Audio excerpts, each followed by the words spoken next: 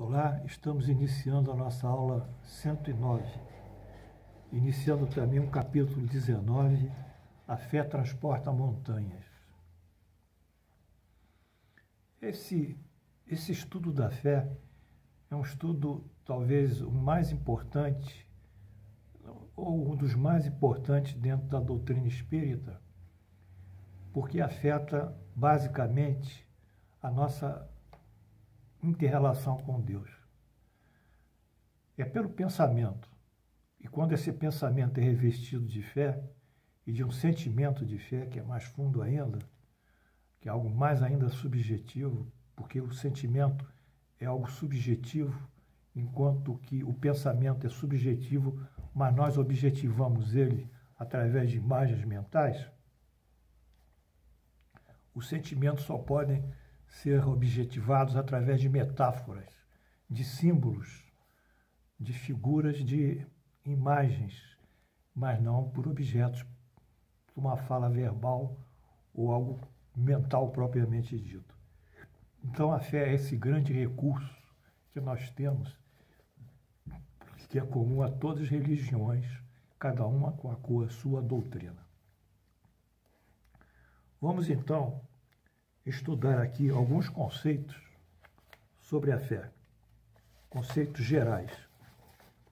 Vamos ver. Primeira concepção clássica de fé. Fé vem do latim fides.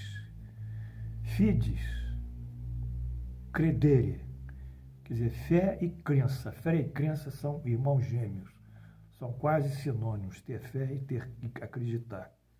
Então a fé denota crença, confiança e firmeza na consecução de um dado objeto ou um dado objetivo. Vamos ver alguns exemplos da crença e da confiança que a fé denota. São locuções verbais. Fé de carvoeiro, fé cega. São locuções, não são verbais, mas são locuções. Fé de carvoeiro, fé cega. Fé pública é uma autentificação ou reconhecimento de um documento por uma instituição pública, ou também emitido pela instituição. Exemplo, os cartórios reconhecem e autenticam documentos, dão fé pública.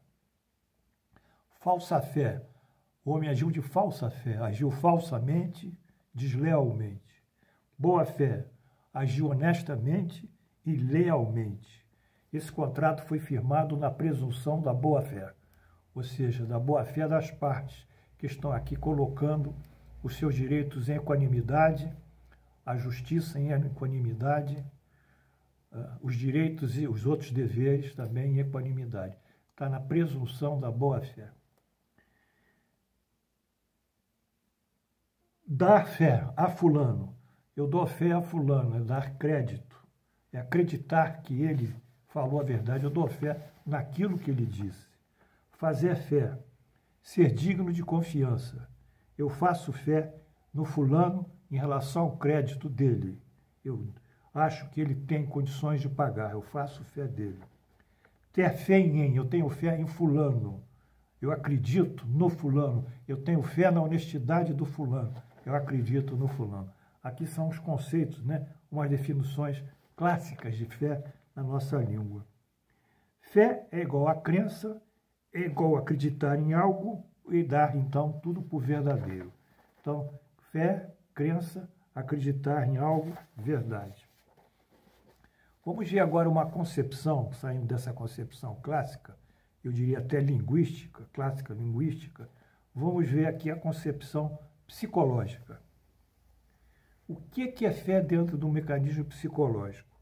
Fé dentro do mecanismo psicológico é uma posição que o indivíduo acredita em si mesmo, na sua própria capacidade, nas suas próprias forças.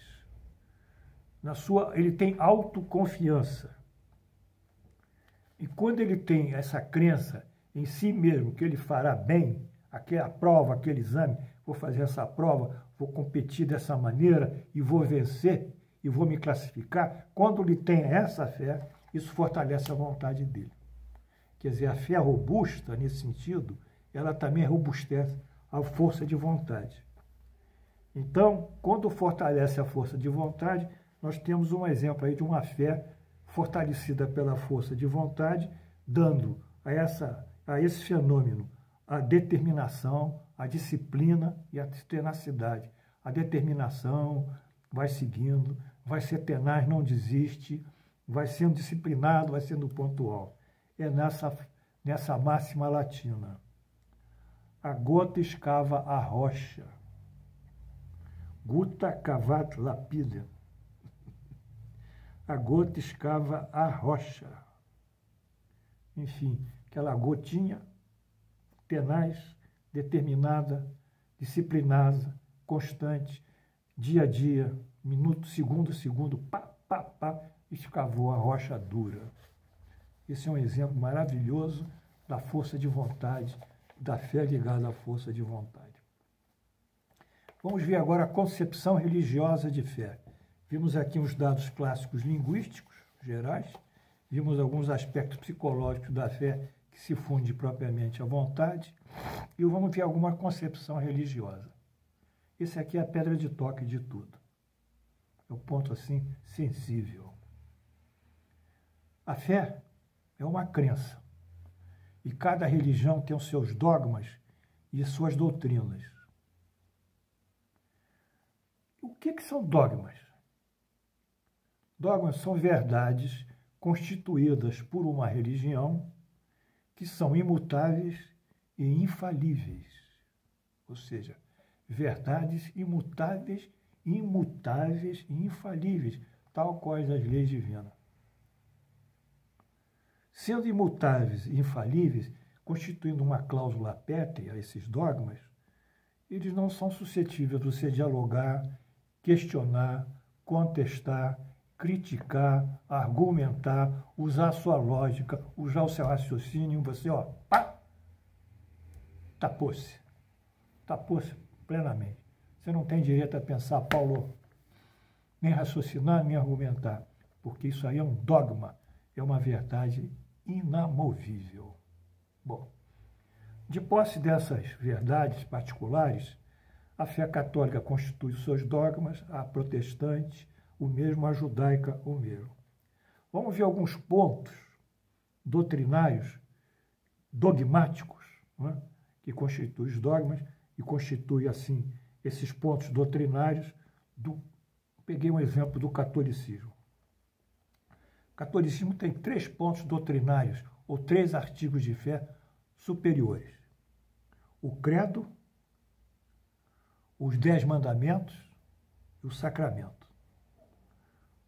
Então, o que é o credo? O credo é aquela narrativa, né? Aquela declaração de fé. Creio no Pai, no Filho e no Espírito Santo, no Deus, em Deus Todo-Poderoso, etc. Na Maria, que Jesus nasceu de Maria, Virgem Maria, foi crucificado, ressuscitou no 3º dia, e vai por aí, é o credo católico. Os 10 mandamentos. Esses 10 mandamentos já não são os 10 mandamentos de Moisés.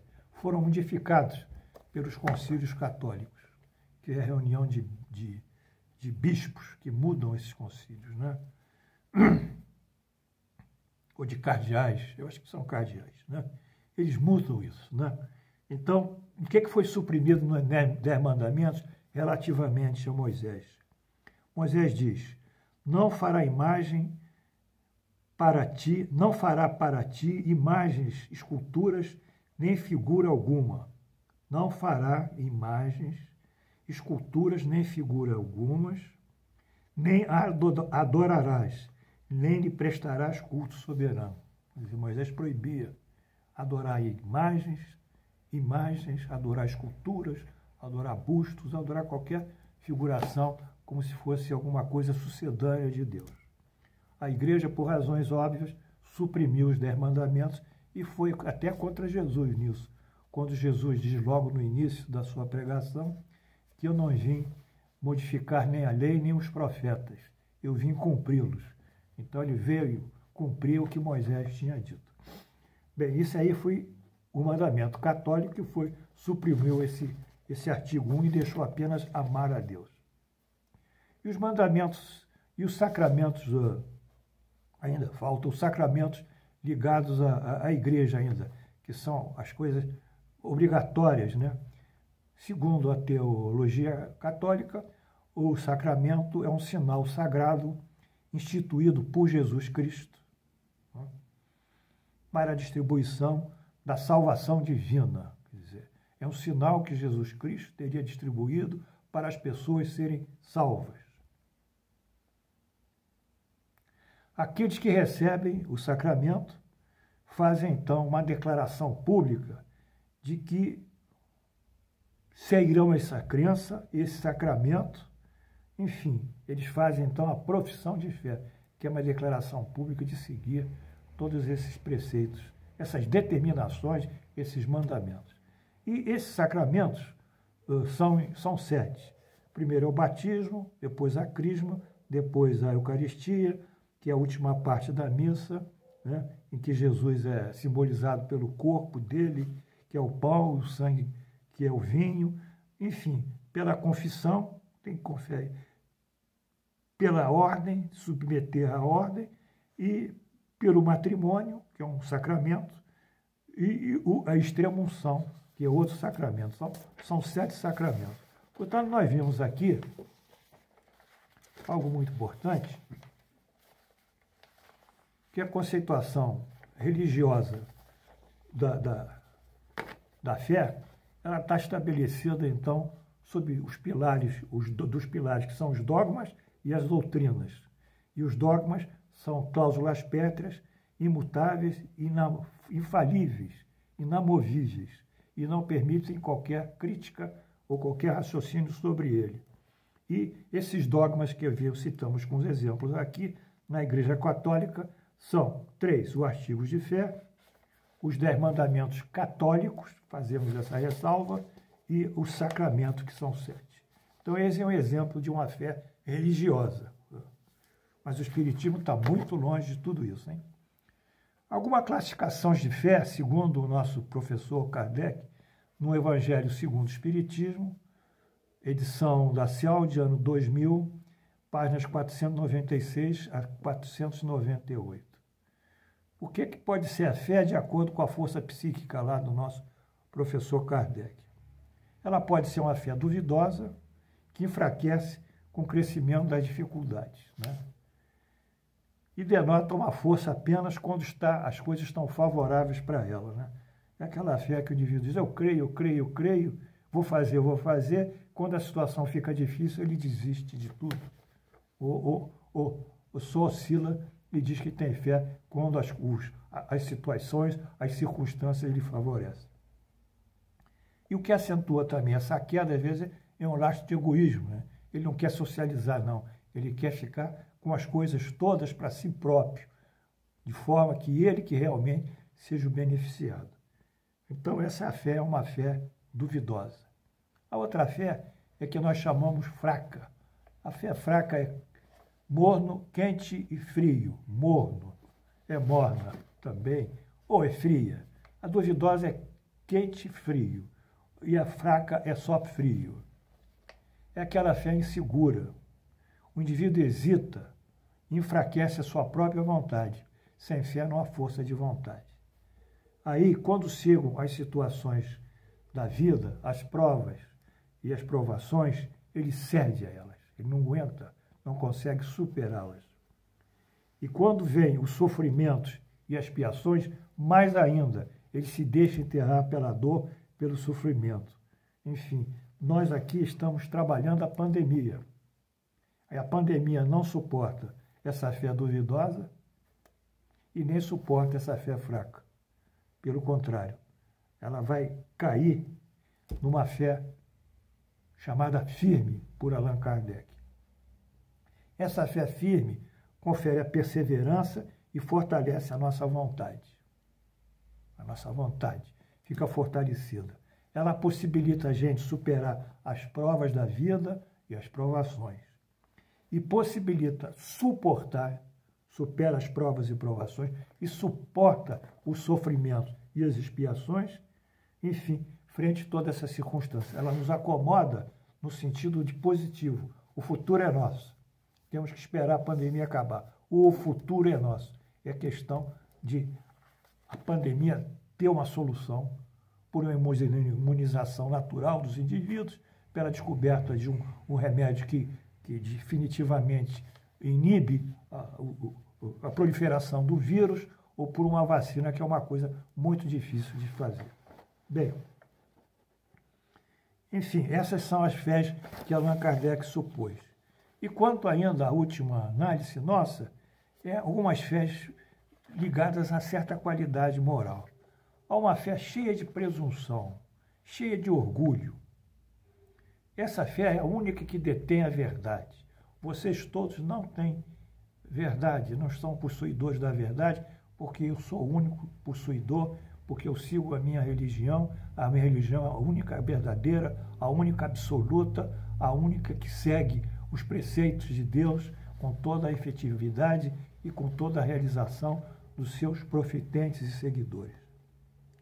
Essa fé cheia de presunção também ameaça. Se você não seguir, você vai ser castigado. Ela pertence muito a instituições religiosas e o finalismo dessa presunção, desse orgulho, é deter o poder sobre a massa. É uma fé criticamente ameaçadora, agressora. E a fé humilde, pelo contrário, é uma fé que nada pede, nada exige, a nossa fé nada cobra. Nós não dizemos detentores da verdade, nem discriminamos os outros que não seguem como nós. Pelo contrário, nós temos a crença em Deus, nas leis divinas, soberanamente as leis da justiça, do amor e da caridade. Então era isso que nós queríamos passar para vocês no dia de hoje, começando esse capítulo importantíssimo. Flores para vocês todos aqui, ó. Coisa linda, né? Até amanhã e que Deus nos abençoe.